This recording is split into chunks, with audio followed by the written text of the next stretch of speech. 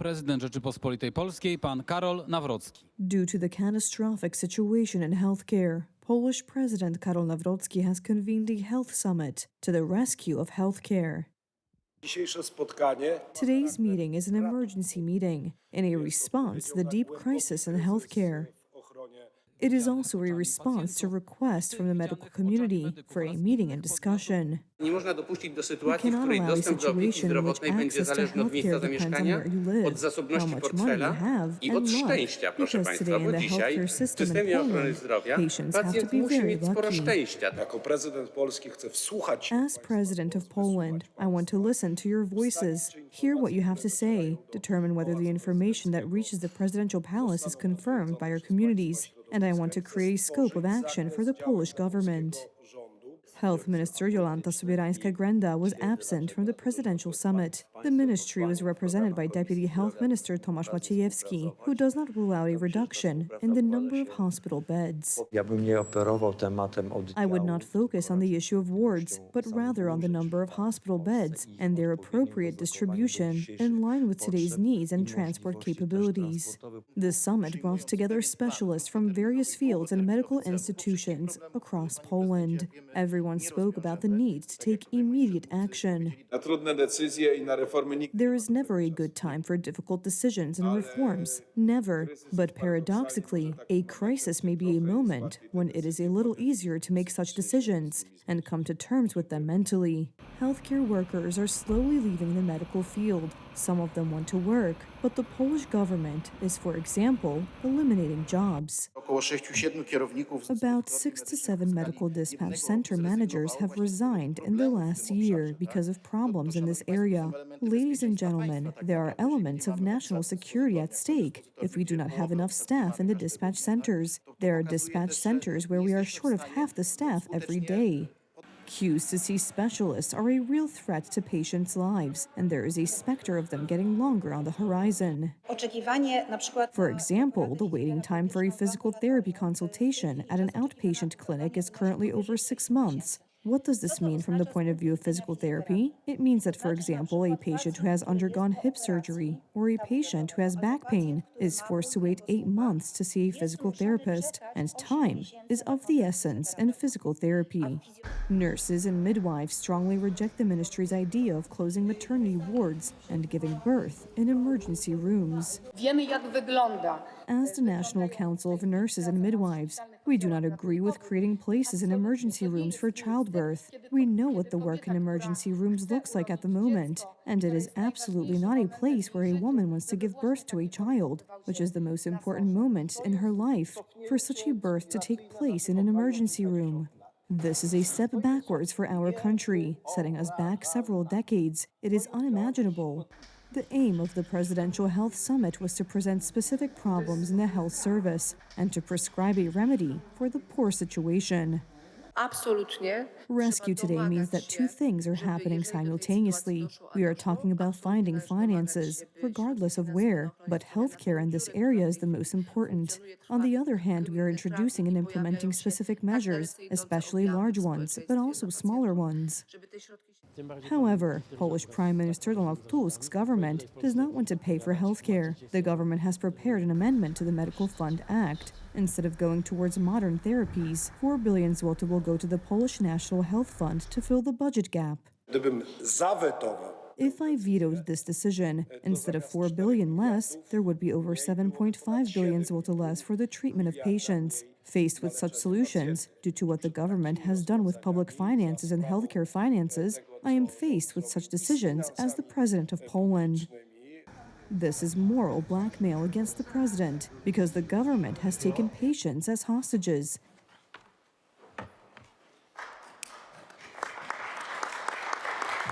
Karol Nawrocki signed the amendment, thanks to which the Ministry of Health will not be able to withdraw money from the medical fund in subsequent years. A patient service center will also be established to coordinate treatment and allow patients to make appointments with specialists. The president also emphasized that he will never agree to the privatization of public medical facilities, even in the face of the system's inefficiency.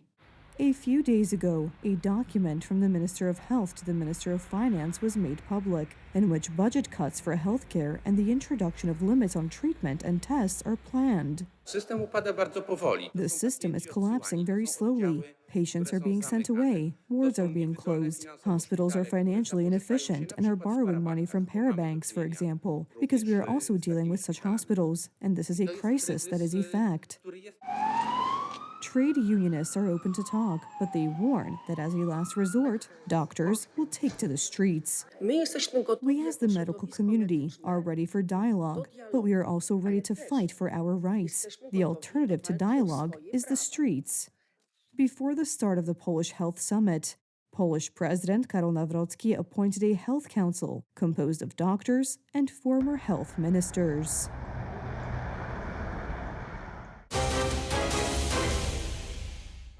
Brussels, the capital of tolerance, and a Christmas nativity scene without an identity. Instead of the faces of the Holy Family, balls of fabric. Instead of the Christmas spirit, the spirit of tolerance. Despite this, the Christmas market in the Belgian capital was surrounded by Muslim protesters. The head of the baby Jesus was cut off and then stolen from the stable. Many residents of the city, including families with children, decided to flee.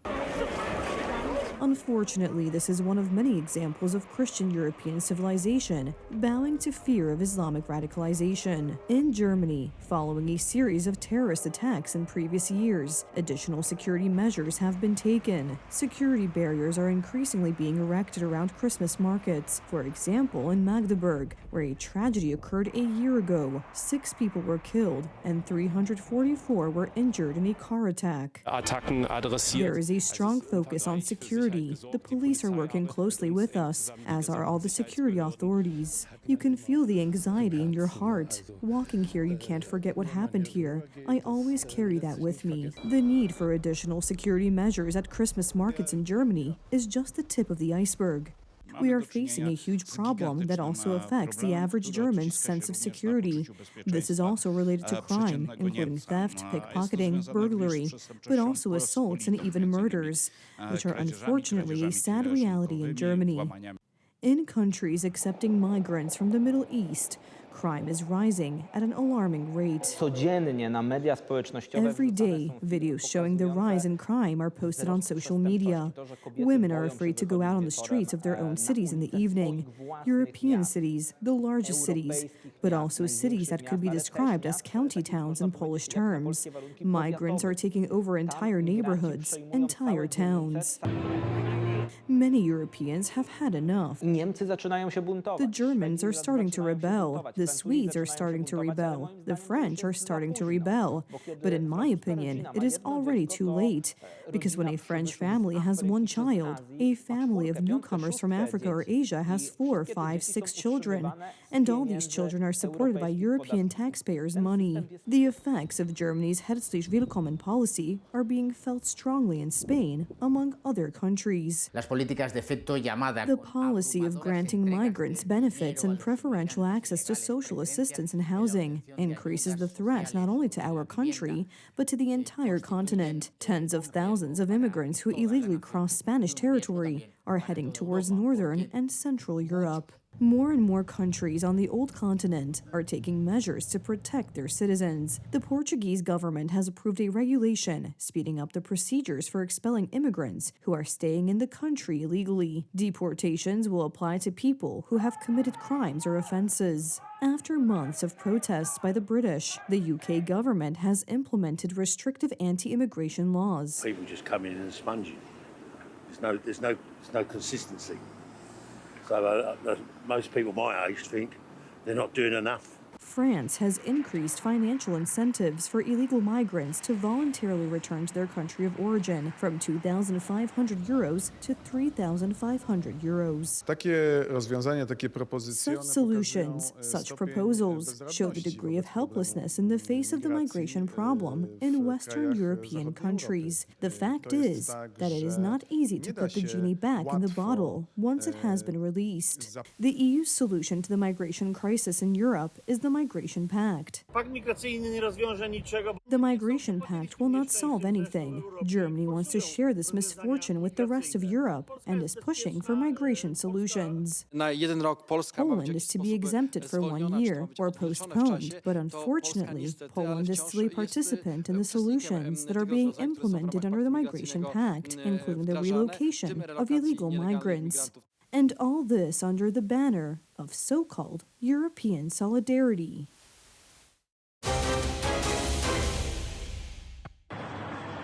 Bipartisan accusations and calls for a tougher stance against Moscow. In an extremely rare move, the U.S. Congress spoke with one voice on the issue of mass abductions of Ukrainian children.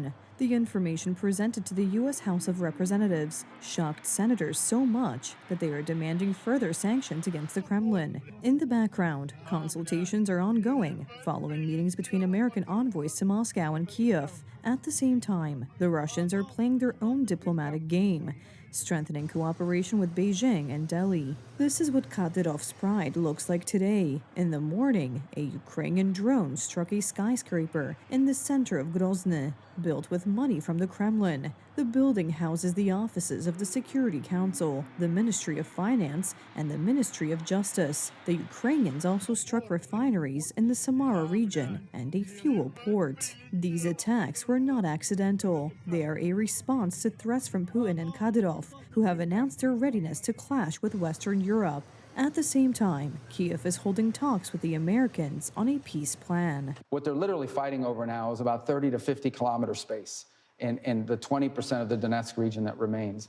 And so what we have tried to do, and I think have made some progress, is figure out what can the Ukrainians live with that gives them security guarantees for the future, they're never going to be invaded again, allows them not just to rebuild their economy, but to prosper as a country, be a country that has an economy that grows, theoretically, doing the right things. In 10 years, Ukraine's GDP could be larger than Russia's. The Russian dictator rejects both the plan to freeze the front line, demanding the surrender of the entire Donbass, and blocking Ukraine's path to NATO. The key for him is to drive a wedge between Europe and the Americans. L'unité entre les Américains. Unity between Americans and Europeans regarding Ukraine is essential. I have said it many times. We must work together. We welcome and support the peace efforts undertaken by the United States of America. France is trying to test the waters in Beijing after a series of Chinese-Russian meetings. Putin, on the other hand, is playing his game in India, betting everything on the line.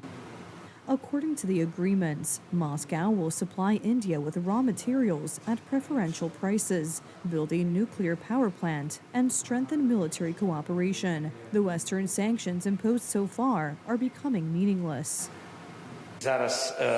European Union leaders are currently preparing a new package of sanctions. We want it to be truly effective, which means, above all, maintaining pressure on the Russian energy sector and everything else that generates budget revenue for Russia, thereby enabling it to prolong this war.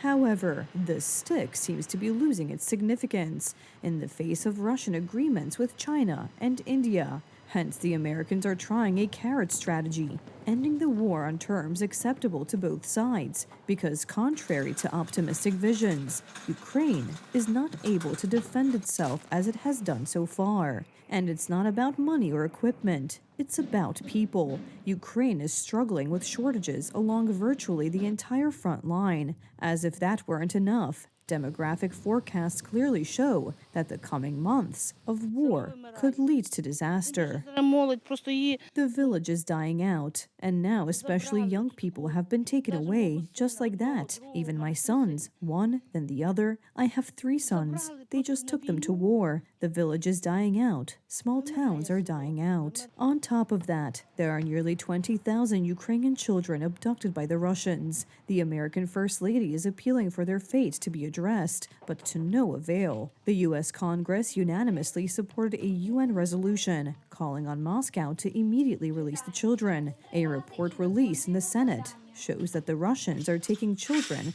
to re-education camps not only in Russia, but also in North Korea.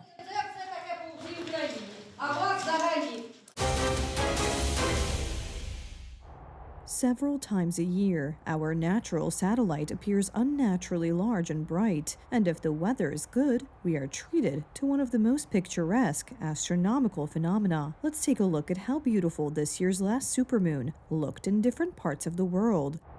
Cold moon, or supermoon, is a term referring to a full moon that occurs when the moon is at the closest point to Earth in its elliptical orbit, known as perigee.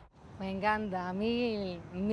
love it. Imagine I have a tattoo of the moon with all its phases. I really like the full moon. It always attracts me. That's why I'm here.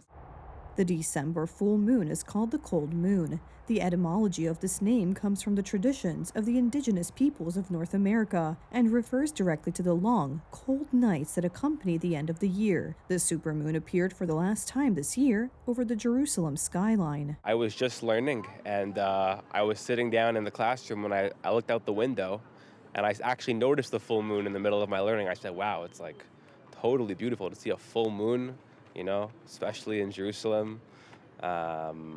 Yeah, there's really nothing quite like it, you know, it's very special. There's amazing view. What is the view? The moon, whole moon today. It's a beautiful moon. It's a moon that everybody needs to come in here and then walk into the old city and then enjoy.